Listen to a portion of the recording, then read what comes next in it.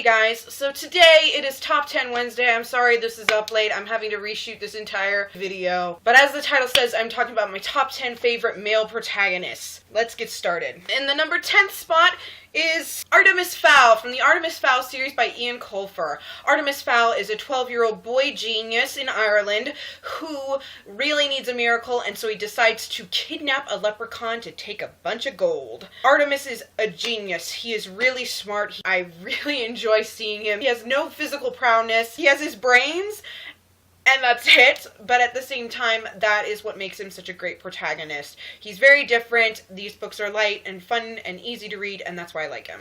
And number 9 is Albrecht from the Exile's Honor, Exile's Valor duology by Mercedes Lackey. Albrecht is the complete opposite of Artemis. He is a weapons master. He has difficulty talking because he's not from Valdemar like all the other heralds I've ever read. He is from Kars to the south, which is basically like a Muslim country. They worship the sun god. I don't remember his name, but any sort of magic, even though it's very natural in this world, is considered heresy, and Albrecht as a seer is eventually discovered and is sentenced to burn to death. His companion, Cantor, the white horse right here, rescues him from the burning shack that he has been left to die in and takes him to Valdemar, where he rises to be the weapons master. He's a lot of fun. He's kind of typical for a guy who's sort of like late 20s, early 30s, a good fighter and all that kind of thing, and takes his anger out by picking a fight with someone who deserves to get the crap kicked out of them, that type of thing. And yet he's extremely religious, and it's really refreshing to read that. And the 9th spot is Cutter from ElfQuest by Wendy and Richard Pini. ElfQuest starts where Cutter is in his early 20s. His tribe of elves are the Wolf Riders, and they live in a forest where caveman humans also dwell, and they are basically at war with them. The humans have enough and decide to burn down the forest. Cutter and his tribe escape and eventually cross a desert where they find the Sun Villagers, and he meets Lita, and both tribes are forever changed. Cutter goes through a whole lot of change over the 20 plus different titles in the ElfQuest universe. He goes from his early 20s all the way, he's like between 400 and 600 years old now in the final quest. He is later known as Cutter Kinseeker and the one who changed the world for all the elves worldwide, and he is able to guide his tribe through all of the slew of changes that they go through as the world changes around them. Number 7 is Ichigo Kurosaki from Bleach by Tite Kubo. Ichigo is a typical guy, if a little serious and never smiling, except for one thing only. He can see spirits and has his whole life. One day, he gets home late, has a fight with his dad, he's laying in bed, and then a girl walks through the walls. Her name is Rukia Kuchiki, and she is a Shinigami, or in the English translation, a Soul Reaper, and she is hunting down a beast called a Hollow, which is a spirit eater, whether of spirits or those who are still living. And this Hollow attacks Ichigo's family. Rukia is injured in the fight, and so Ichigo has to receive her powers and becomes a Soul Reaper, hence his uniform. Ichigo is very serious. He's probably the most serious out of all the characters on this list except number 2. He never smiles, something even number 2 does more often. Despite how serious Ichigo is, there's still humor, but he's also very giving and loving and self-sacrificing. He's not typical in that, oh, I'm gonna fight for the greater good, what's good for my country, what's good for the world, blah, blah, blah. He doesn't really do that. He believes in saving people, individuals, the people who are right in front of him. It's kind of maybe a more immature way to be a hero, but at the same time it's kind of refreshing. He's not like, I'm doing it for the greater good. No, he's doing it because that girl is in trouble right now, and that's the only reason he's doing it. He's not really biased, to be honest. What he sacrifices and gives is breathtaking, and while Tite Kubo is irking me in the latest chapters with characters like Orihime, Ichigo is done right, and I love reading him, and I just adore him. And the number 6 spot is a character probably on everyone's list.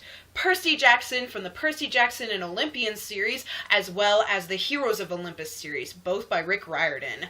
Percy Jackson is a delinquent. He's been kicked out of more schools than most people walk past in their lifetime. After getting in trouble, he expects to be reprimanded by his math teacher, but instead, she pulls him into a room and turns into a harpy and attempts to kill him. Turns out Percy is the son of Poseidon, and the Greek gods believe that he has stolen Zeus's lightning bolt. Now, I don't like how he's done in book 1. He reads really flat, two-dimensional, doesn't have a lot of depth to him despite his backstory and stuff.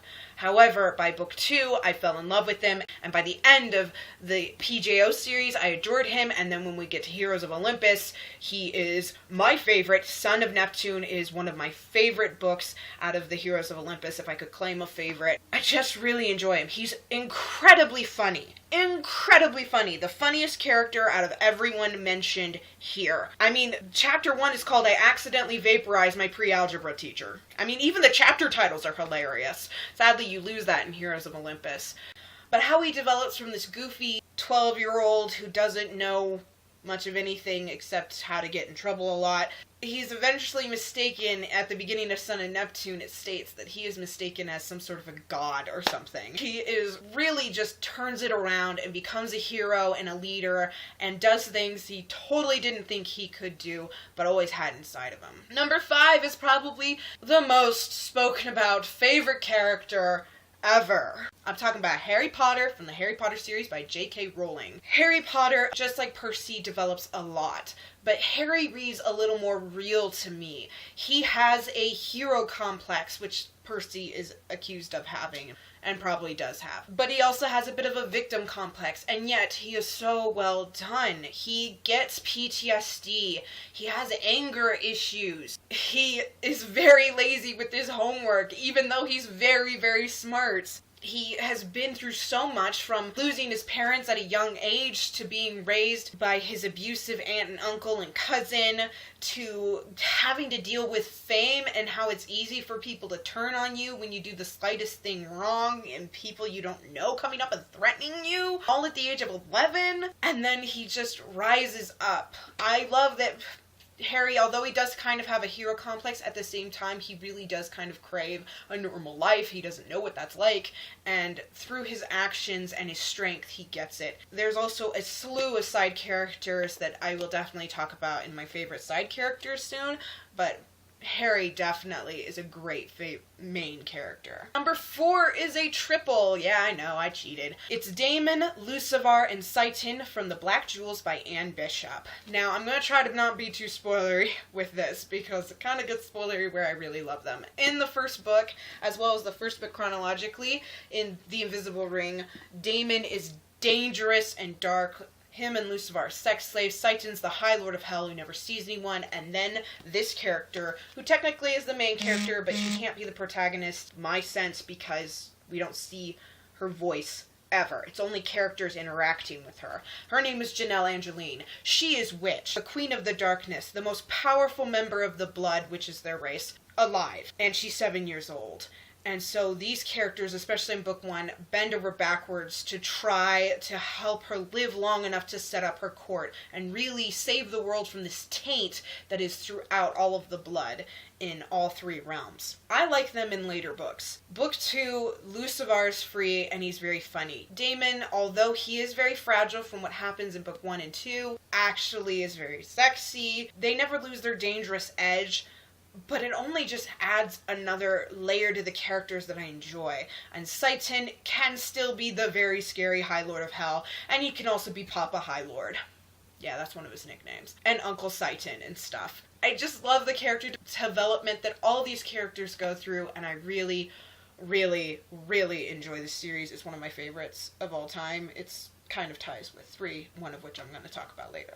Number 3, I talk about him a lot. If I could talk to this character in person, and that was the only fictional character I could ever speak to, I would. I'm talking about Kenshin Himura from Rurouni Kenshin by Nobuhiro Watsuki. Kenshin Himura is a Rurouni, or a wandering samurai. Don't know if that's a real Japanese word. I've heard that it is, I've heard that it isn't. I don't know. But then he comes to newly renamed Tokyo, now the new capital of Japan. There he meets Karu Kamiya, who is tracking down the Hitokiri Batosai, the manslayer, from the Bakumatsu, the Great Revolution when Japan started to westernize itself, who is fighting in her father's style and shaming her dojo that she teaches at name. Turns out that isn't the real Hitokiri Batosai. Kenshin is. When you learn Kenshin's backstory, it is mind-blowing. This man has been through so much. I don't know how he had the will to live. I don't know. I just don't know. He endured so much, and you learn that the reason he's very bubbly and happy is that it's really a facade. And slowly, as the manga goes on, you learn that that's actually become who he really is. The Batosai just kind of fades into the background, and I love Kenshin Himura. Love him. He is my third favorite male protagonist. Third favorite male character ever, really. In the number 2 spot, this may surprise some of you that it's number 2, certainly surprised my brother when I informed him, is the frickin' Batman, aka Bruce Wayne. For those of you who don't know, Bruce Wayne, as a 10-year-old boy, witnessed his mother and father being murdered right in front of him by a mugger who wanted his mother's pearls and his father's wallet. He shot them both. Bruce survived, probably because he was a child, but it changed him forever, and he swore to end crime as best he could. So he trained to be the greatest detective in the world, became a martial artist master, and is just a phenomenal genius. Has like a whole slew of degrees. Then he decides to become a superhero when there's only one superhero, Superman, in existence. He becomes Batman, which is his phobia, if you've seen Batman Begins and several other comics. Anyway, I love Bruce because despite how badass he is, despite how when he rages, he terrifies me, and so I usually read it going, that would be my living nightmare. Seriously, I think I'd have a heart attack and die if he ever bellowed at me the way he does sometimes. But he's also really loving and very giving. He doesn't have a female partner, but he tries so often, and they're usually murdered or they have to leave because they're tortured or something. You can see the pain in his face. He becomes a father to Dick Grayson, who goes through the same thing that he went through, and he helps him through it the way no one helped him through it. And he adopts Jason, Timothy, and then finds out he has a blood son named Damien. There are times where he's broken down crying, very rarely on text. I think it's only 2 or 3 times. When he thinks that his second son Jason died, he is suicidal for at least 6 months. This man is really, really loving, and he's really giving, and he cares about Gotham more than perhaps anyone else. He doesn't just put all his money into being Batman. He tries as best he can in a very, very corrupt city where the mafia and all sorts of supervillains have corrupted from top to bottom, all the way from the mayor Don down, trying to rebuild this town to make it as good, if not better, than Metropolis in New York City. He is a lot more than just the Batman. He is an all-around good guy, and that's what I love about Bruce Wayne. In the number 1 spot, y'all should know if you saw my past 2 book review Fridays, it's Edward Elric from Fullmetal Alchemist by Hiromu Arakawa. Edward and his brother Alphonse live in Amistris, and in his world, they don't have physics, they have alchemy, which is science mixed with a little bit of magic. He and his brother lost their mother when they were young, and so they studied alchemy and attempted something called human transmutation, trying to bring her back from the dead. But it's taboo, and it's taboo because it can rebound, and it did. Alphonse lost his entire body, Edward lost his left leg, and then to bind his brother's soul to this suit of armor, he paid his right arm. So Edward is technically disabled and a bona fide genius, enough that he becomes a state alchemist, official scientist for the state. He basically is as smart as NASA. He's a martial arts master, a great hero. I don't think I've read a book where someone's so disabled and is just so much of a hero. You don't usually read about someone who's lost 2 limbs and is a bona fide martial arts master without some sort of superpower. He doesn't need alchemy to make him a better fighter. He already is.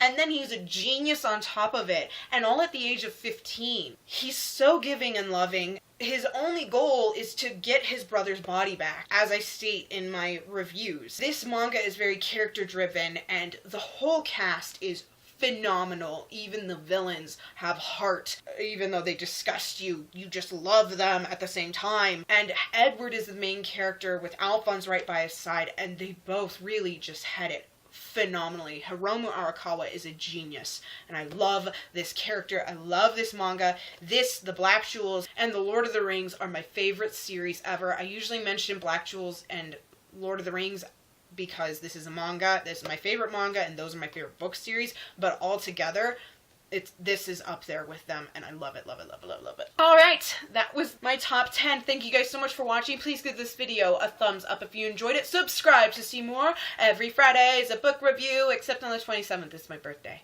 And so at any time that it's something like that, or I'm out of town or something, there's not gonna be a book review Friday. But there will be this Friday. Good luck with your reading, and I hope you decide to give these books and comics and mangas a try, and I'll see you in the next video. Bye!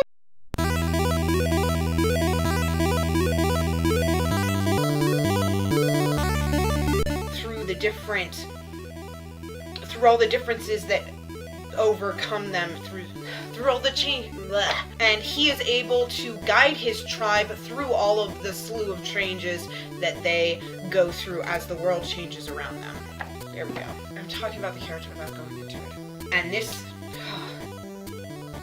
my toe needed that, sorry. And there meets Kamiya. I always forget her last name. What's the one in Arrow? I forget. Anyway, the Legend of Zelda. That's finally done. I think I scared my brother. I was kind of raging when everything kept falling down and stuff. It's as bad as he does. Okay.